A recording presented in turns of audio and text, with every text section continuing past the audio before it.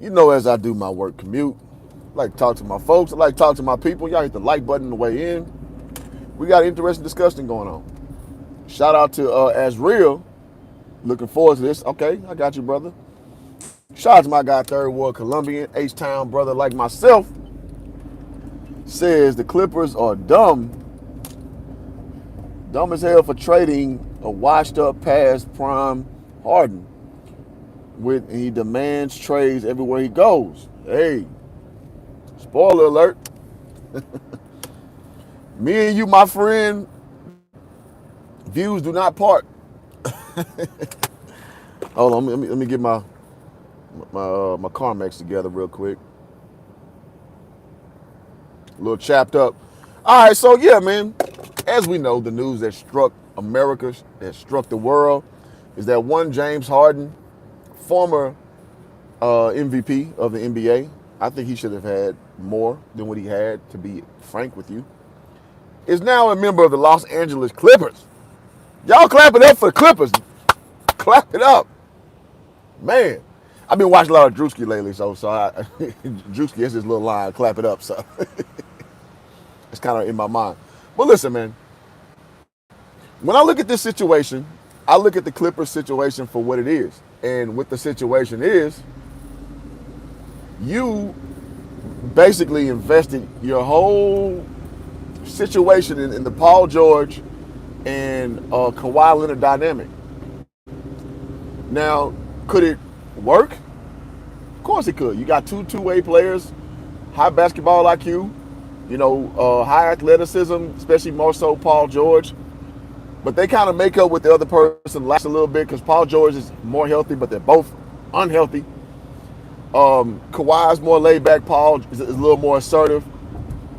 It just was in theory, a good dynamic. In theory. Now, as we seen, 3 years upfield, Paul George is hurt too much. Kawhi Leonard's hurt too much. It ain't really popping like that. Y'all hit the like button. Oh, and by the way, I'm back monetized, man, so you guys can hit the super chat again. It's been a long 3 months. But never fear, Hoop Jogging is here. So if you like the content, you can hit the super chat, and I'll be much appreciative. So going forward, Steve Ballmer has a choice to make. You bring in a guy like Russell Westbrook, who's supposed to come and, they got him for peanuts. I mean, if we're being honest. We're talking about a guy with a 2-year, $4 million contract. That's like a two-way NBA player contract. A guy who's unproven, that you just kind of taking a flyer on. Because Russell Westbrook, the reality is this: nobody wants him. And for good reason. Does he still have flashes of greatness and, athleticism and playing hard? Absolutely. Russell Westbrook still has that in the tank. Problem is, night in and night out, what you're seeing right now that's blatantly obvious is that a low basketball IQ player who cannot shoot the three, who can't shoot free throws, who has a very poor touch, just trying to go off sheer dog mentality. Doesn't work like that in the NBA. Sorry. There are guys with his same build, his same skill set, who are a lot more productive right now. So that's one thing. So you got this dynamic, and you have to, it's like, let me put it this way, y'all. Y'all hit the like button. I see we only got one like. What's going on? From a proverbial standpoint, you're at the fork in the road with your decision. You've made a choice to commit to this Paul George, Kawhi Leonard, Russell Westbrook dynamic. So either A, you admit you're wrong and blow it up, or B, you double down on it. And what we're seeing, ladies and gentlemen, is the Clippers double down on it. And I gotta say, horrible decision. Horrible decision. This is gonna be so funny. Again, living in LA, I'm a Lakers fan. I don't love my team. I think that the LeBron James experience is very old, in my opinion. So I just refrain from going to games. Like when I first moved here, 2020, I used to go to games pretty frequently. I'm just over it. I'm over it. So I'm just watching from afar. However, The Clippers are trying to make it, a splash move. And listen, man, do the Clippers have a puncher's chance to be in the mix as far as championship contenders? Yes. If Tyronn Lue can put all those parts together, manage those personalities, there's a puncher's chance that they can figure that out. Let me put that out there. But a puncher's chance is more or less like Deontay Wilder going against Tyson Fury when Fury just going to outbox him. It's like Errol Spence going against Canelo. Canelo just going to outbox him. So it's like, do what you will with the term puncher's chance.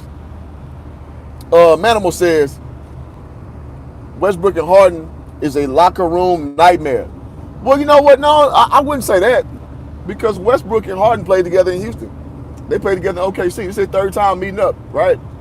So I don't think that they're going to kill the locker room. I think people like Russell Westbrook especially. A lot of people like Russell Westbrook.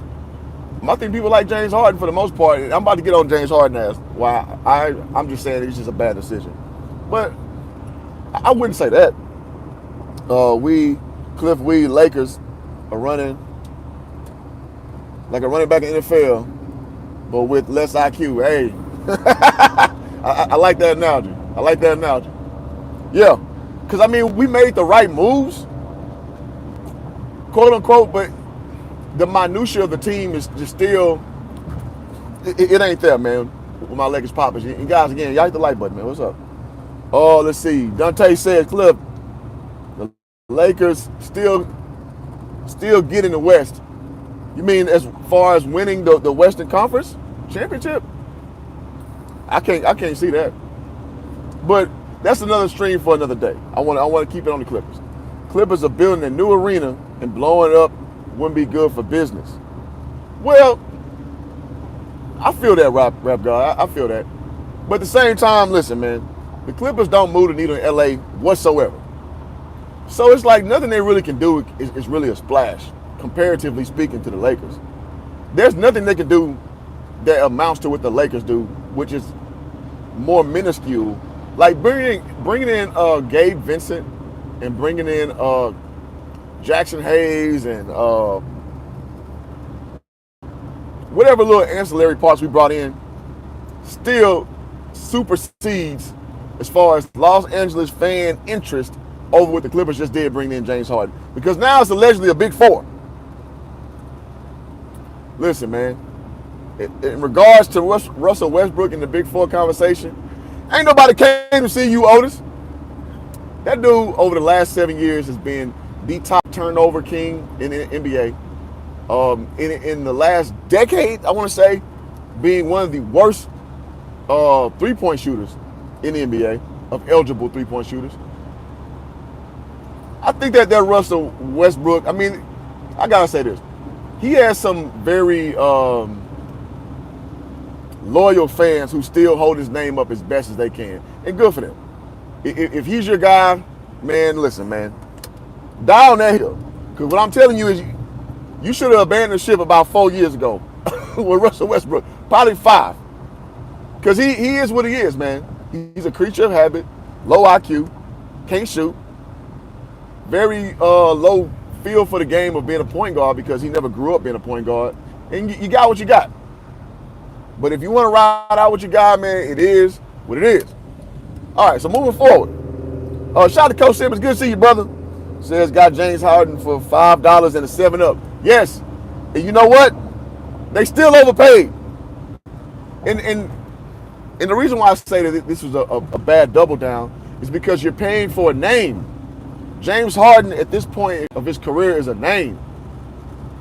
James Harden has forced himself out the last 3 teams he played for.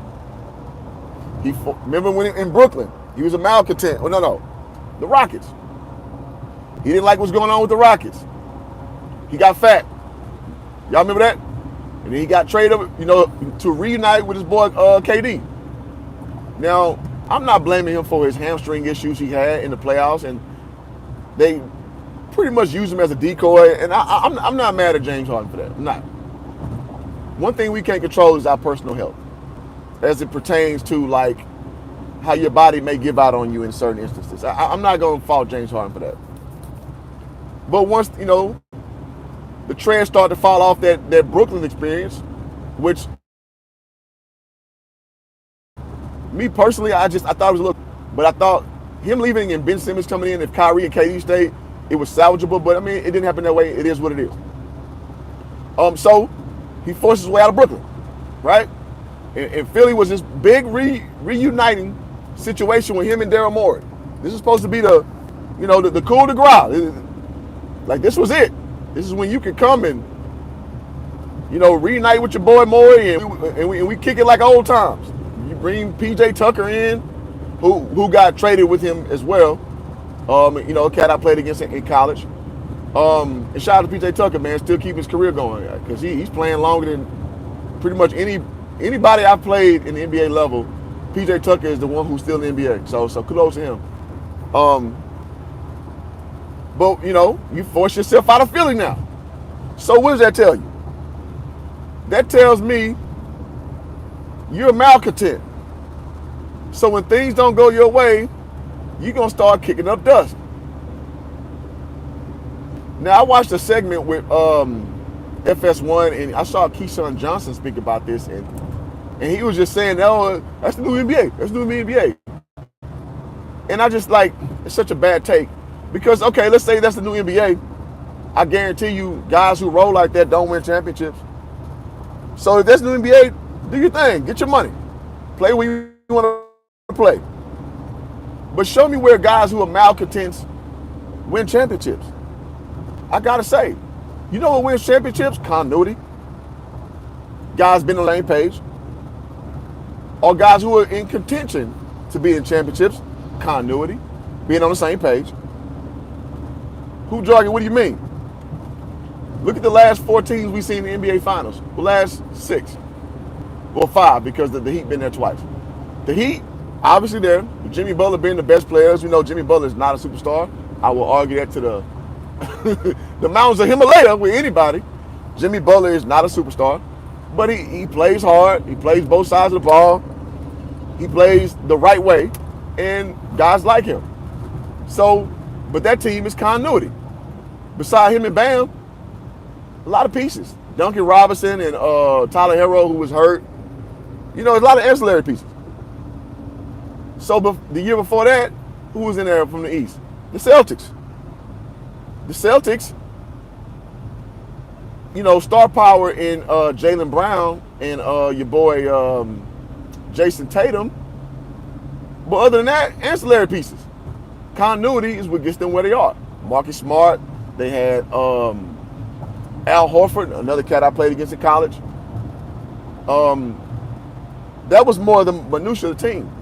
On the West, we had Golden State Warriors. Bringing in Andrew Wiggins as that, that little linchpin, small forward, power forward position that is so vital to that team. Now, I know people say, oh, Andrew Wiggins averaged 22 points a game, but we knew his reputation. By the time he came to Golden State, Andrew Wiggins was an afterthought piece. Came in there and got a ring. Gary Payton II, so on and so forth. Last year, the Nuggets. This wasn't a very star-driven team. You got guys like, obviously Jokic, 2-time NBA MVP, probably should have been 3. But then you had guys like Jeff Green, Michael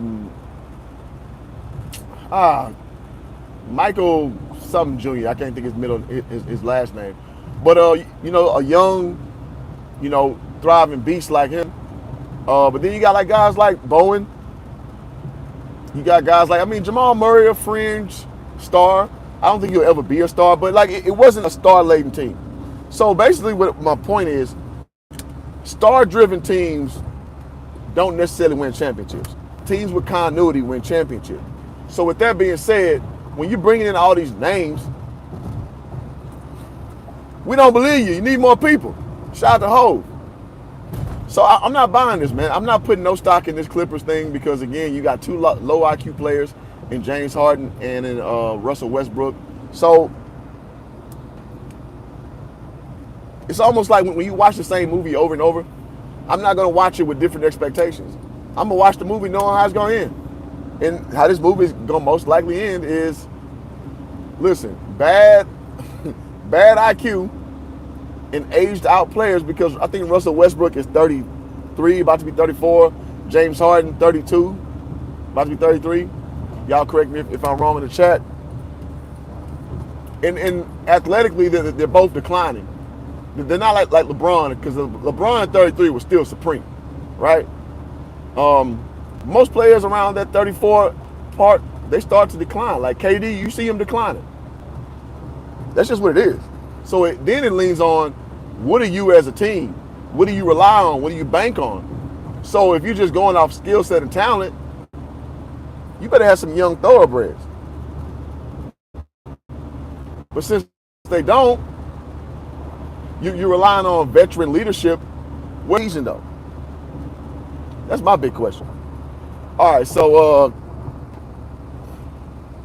Lakers ain't winning, but they better than the Clips. Yeah, I agree with that. Carl Thomas should start for the Nets. Cam Thomas should start for the Nets. All right, I ain't against that. He needs to blow it up ASAP. Yep. I wonder why Lowry is still in the NBA. He's old and still starting for the Heat. Well, because guys like Kyle Lowry are just cerebral players. He's a smart point guard. He's always been there. So there's always room for a guy who can think for other people. So if you can think for other people, you're basically taking burden off the coach. So that's why Kyle Lowry is still like in the NBA. So I get it from a talent standpoint. You're like, all right, man, he looks sloppy. You know, he always been a fat boy.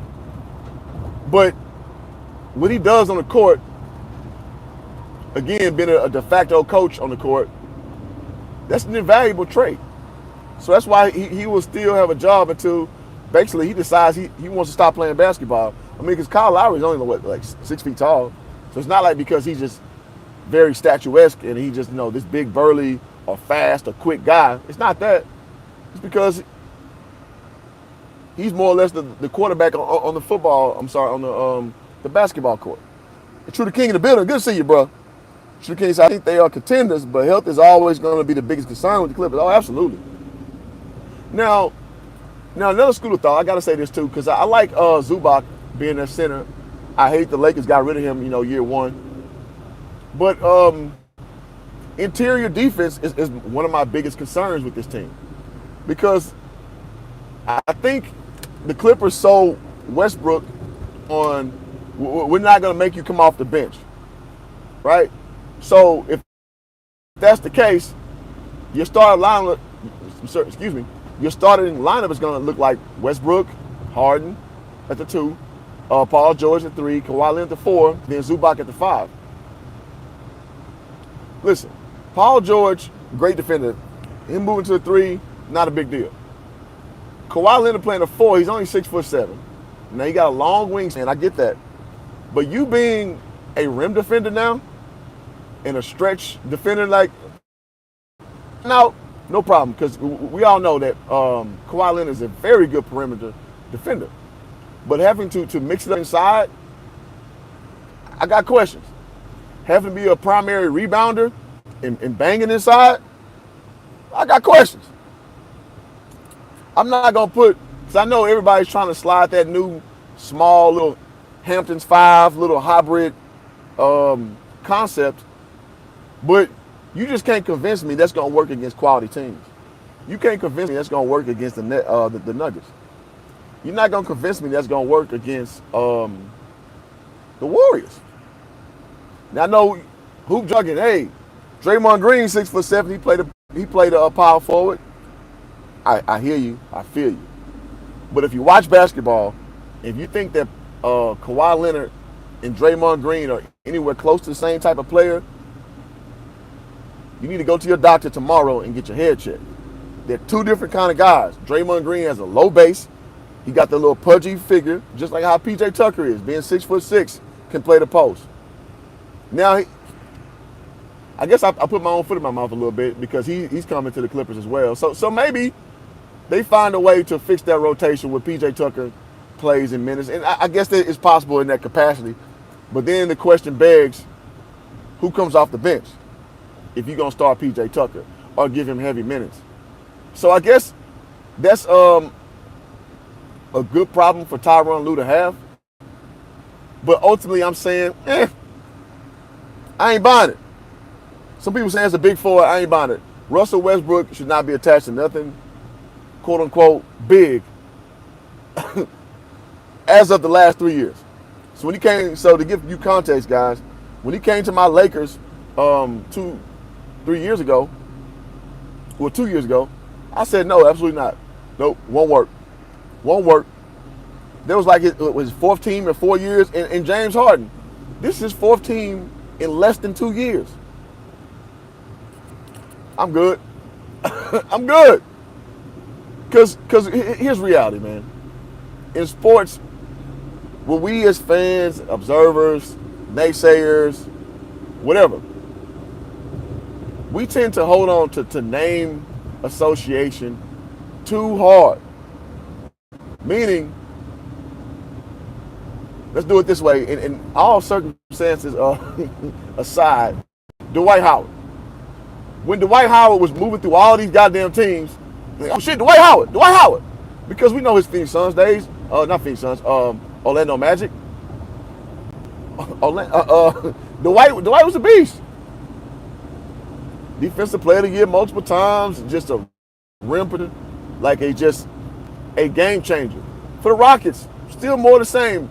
My first time with the Lakers, not so much. But then after that point, he went to Memphis, he went to Charlotte, he went to the Wizards, he went to the Hawks. And it just became, he was just a name. He wasn't a product of success. Now, after all those stops, he came back to the Los Angeles Lakers as a clear-cut fifth option on the floor. And guess what, ladies and gentlemen? When he became a fifth option on the floor, he was productive. A la JaVale McGee. So my point is, with a guy like James Harden, I surmise, he's more of a name guy now. He's not necessarily an impact maker. He's a name guy. So with that being said, this don't move my needle. It don't move it. All right, let me get your comments. Sixers also waived Danny Green. Oh, interesting. So I wonder where a guy like Danny Green goes, and that tells me that the fact that they wanted all those draft picks for James Harden is they're trying to build around Embiid and go young, which I think is a good move because he had Maxey as well. I think Philly can be fine if they're patient. Now, if they're trying to plunge, it ain't happening, God dog it. So I think, let's see, at least Harden contract, came off the books at the end of the year because that cap space effectively. Yeah, I agree with that. I agree with that, Andrew. How does he keep getting his way? Well, because James Harden, again, he's a name guy. So name guys, they have associations, they have relationships. So your agents, basically speaking, in layman's terms, your name has weight to it. So what James Harden wants, he gets. The problem is, are your services matching up with your cachet?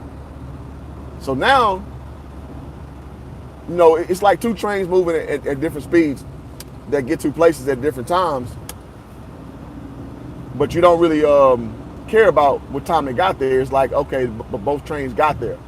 So the slow moving train is the fact that now he's looked at as a disloyal, malcontent, deserter guy. Now the fast moving train says that, but he led the NBA in assists last year, which he did. All credit due. And listen, I won't take nothing away from what a man earns, what a man keeps. But the inverse is, the converse is you're now known as a disloyal person. So let's say this don't work out. You got nowhere to go past this. Like nothing lucrative. Like you can go to a losing team or you can get you a baby salary a la Russell Westbrook. I mean, that'll probably be in your lap because, again, you're a name guy. But as far as you being to this ultimate situation that you seem like you want to win a championship, it won't be there because GMs, owners are going to start comparing and contrasting notes, what they've already been doing on you. The book is out. The lecture is out. You're a person that if you don't get it your way, you're going to pout. So why would I invest too many assets to a guy who is temperamental? I think that ultimately is going to be James Harden's, nail in the coffin, as it were, as his career, and not his career as scoring and playing, but his career as being an actual championship-worthy candidate. That's what I think. Let's see. Messiah says, okay, yeah, I got yours. Sixers also weighted green. Got that one. To be honest, we do too much watching, and it's very toxic. Watching what? What you mean by that, Rap God? Chris Burton says Harden just ain't ever happy, which is a cause the teams getting traded. The ones yeah, I mean, that's what I'm saying. So I let in with that. He's a malcontent. And one thing you'll learn in life with people who are malcontents, it's best you sever ties with them. Unless you figure that there's a way or a plan or a system in place where you can use them for a certain amount of time and you extricate yourself from their services. Because what malcontents will continually do is always look for greener pasture. That's what malcontents do. So, who Jordan told you first? The Clippers, by far, by a landslide, would not be James Harden's last stop. Now, would he go through the same extremes as far as force himself out? I can't call it.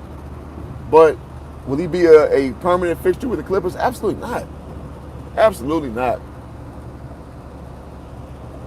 Let's see, the Clippers needed stars because they have $1 billion arena coming up. Ocean Village Coffee Shop says, yeah, I mean, I understand that part of it. The Intuit stadium is about to be fully erected and it'll be good to go. But they're always going to be second fiddle in Los Angeles. Like, and by a extremely wide margin. And I would say they're probably fourth fiddle behind the Lakers, behind the Dodgers, behind USC. And then the Clippers and UCLA can kind of duke it out.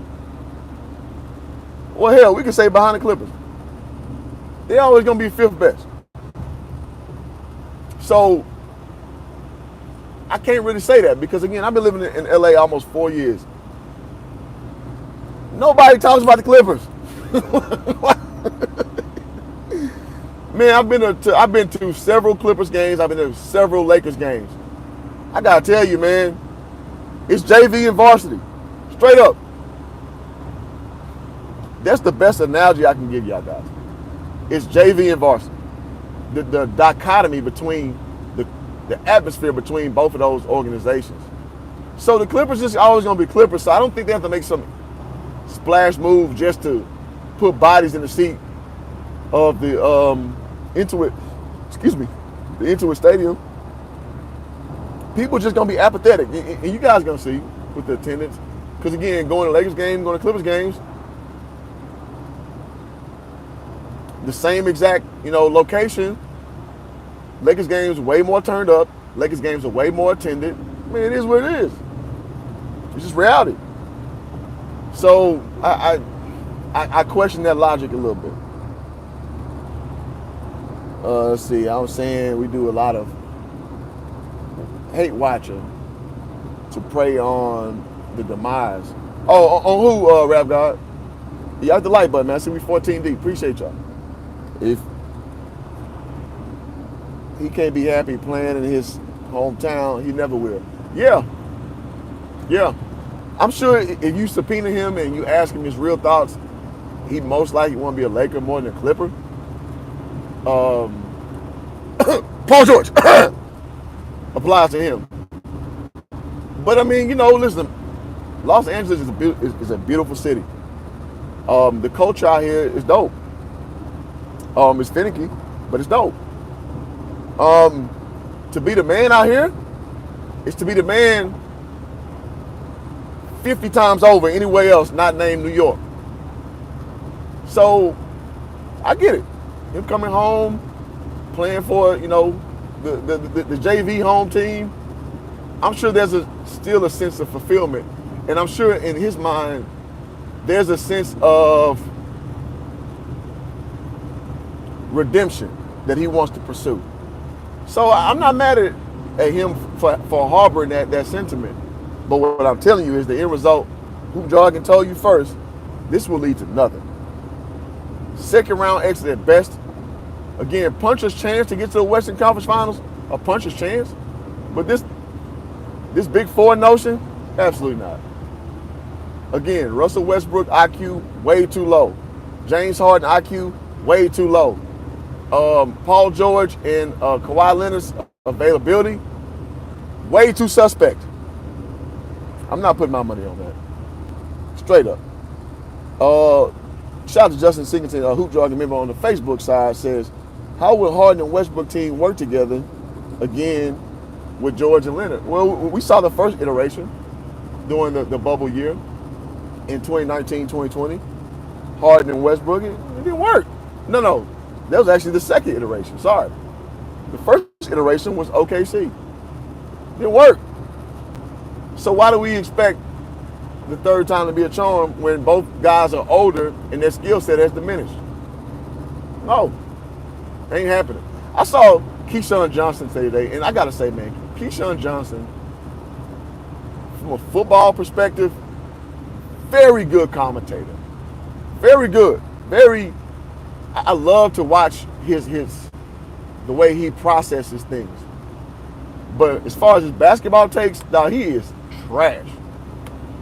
He is trash. Listen, man. This dude literally was talking about James Harden and making all these excuses for this cat and all this stuff. I'm just like, bro, when does accountability step into the process, bro? When do you start? And I got to give Richard Sherman a lot of credit. Richard Sherman, gave him, pushback at every level that he couldn't even really match. Because history tells us how history will play out. So you can't keep holding out for this Cinderella scenario when history tells you you're more of like the Wicked Witch of the West. Like, you're not Cinderella. The end result won't be pretty. So why you keep harping on this? Could have been, what it could be, what it could be. Why you keep holding on to that scenario with the given results? So when I watch Keyshawn Johnson talk about basketball, it's always cringe. When he bring up LeBron James, it's cringe. Because I know he's a Laker fan like me, and he's from LA. But I don't like his Laker takes. In my opinion, they're just off scope. But I mean, listen, man, in the sports media realm, ain't nobody batting 1,000. But some people got a little more skill than others, goddammit. And then when it comes to basketball, Keyshawn Johnson is just not a great sports mind to me. I'm going to say that. Christopher Burton also says, unless it's for cheap deal, a cheap deal, Genie Bus don't want that drama. The drama of what exactly? I'm sorry, I may have forgotten what I just was referencing. But ultimately, until you respond to that, yeah, man, just overall, man, I think the Clippers on paper, great move. And again, from the fork in the road moment, if you want to double down on the plan, this is how you do it. Like, this is how you plunge. You go in, no results, don't hold back. And y'all hit that like button again. And also, again, I'm back monetized, so you can get the super chat. Much appreciated if you hit the channel up. I had a 3-month hiatus, man, over some BS, but I'm back monetized. It's all good. But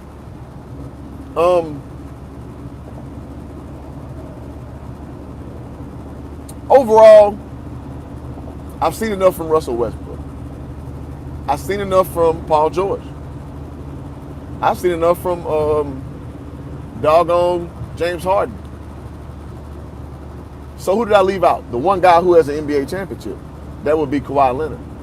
Kawhi Leonard's still a wild card, but at the end of the day, he won a championship. I don't see it. I don't see it. I think this is a desperation move. And listen, if you're going to get lambasted, do it your way. I'm a big proponent of that. Do it your way.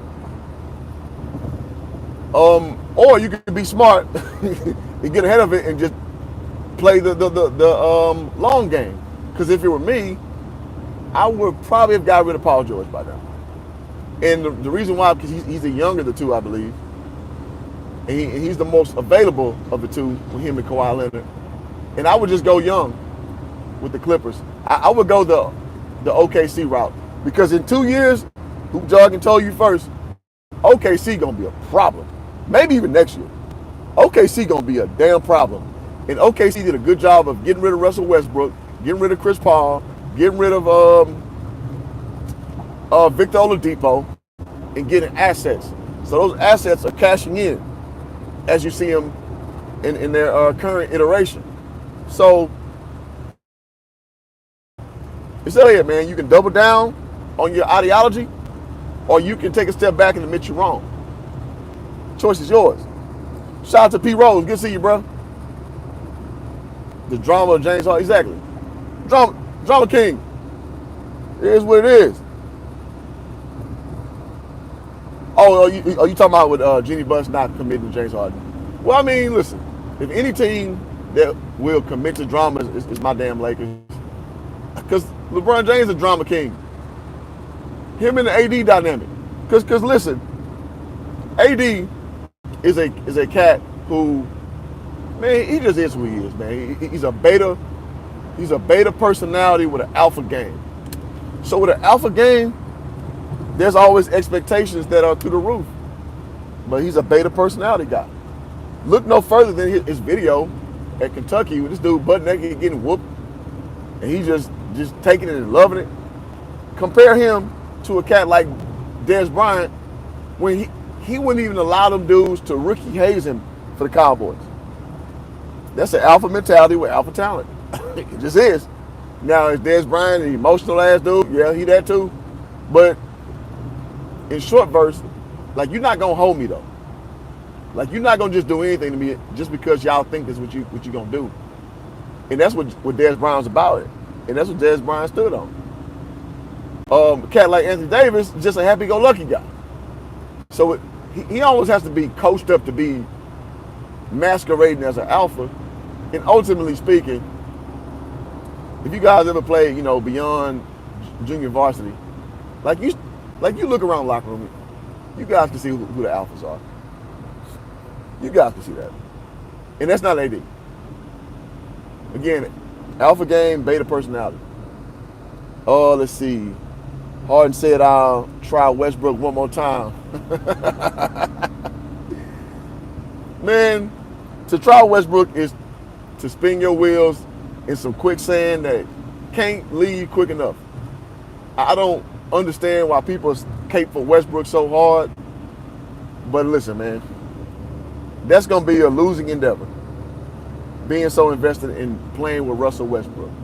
As likable as he may be as a person, as a good person as he may be, he's a loser. And I stand on that shit.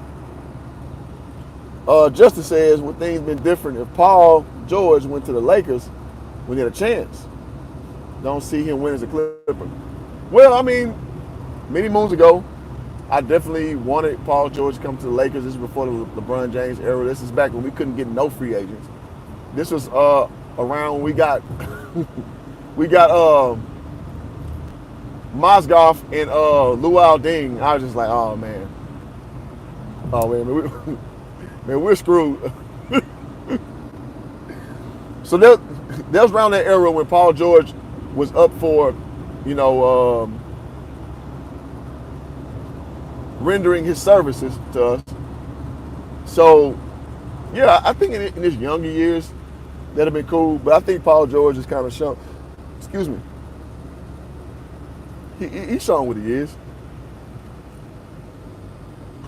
Great talent.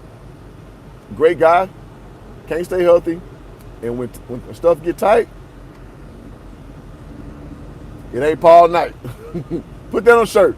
When stuff get tight in the playoffs, it ain't Paul Knight. And, it's just too much evidence to prove that. So, I mean, would I still take him overall? Yeah, I mean, whatever. I still would take him.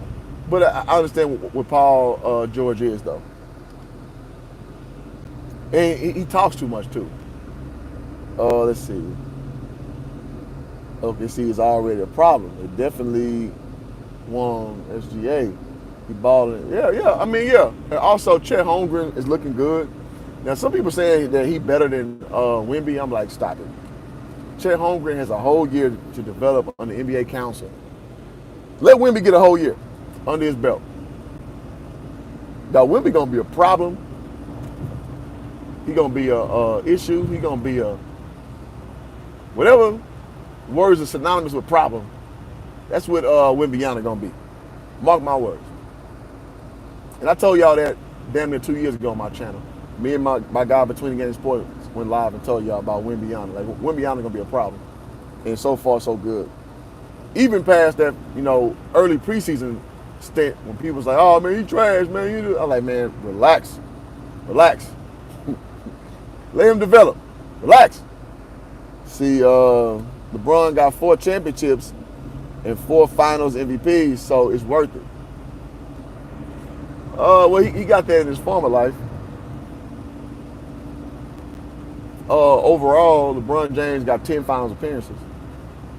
That sounds rather Jerry Westish to me, because Jerry West went to 9 finals, won 1.